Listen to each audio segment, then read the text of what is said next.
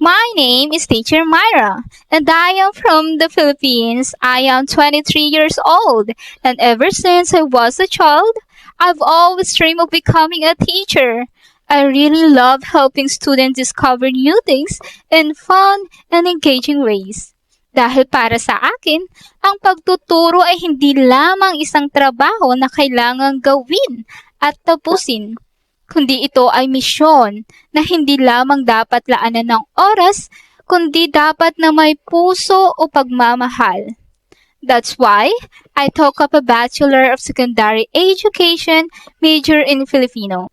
Last year, I graduated from college and passed the licensure examination for teachers. If you are a student who want to learn the Filipino language, especially Tagalog and Waray, I can definitely help you. Dalubhasa ako sa parihong wika, kaya matutulungan kitang maunawaan hindi lamang ang mga salita, kundi pati ang kahulugan sa likod ng mga ito. In my class, you won't just learn how to speak Filipino. You also explore the rich literature and culture of the Philippines.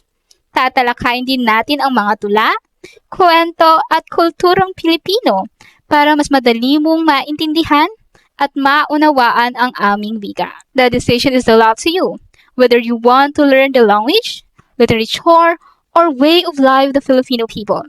Nandito lamang ako upang tulungan ka sa abot ng aking makakaya at sisiguraduhin kong magiging masaya at makabuluhan ang ating pag-aaral. So, are you ready to learn Filipino with me? I'll do my very best to help you. Tara na, mag-aral tayo ng Filipino ng may ngiti at sigla.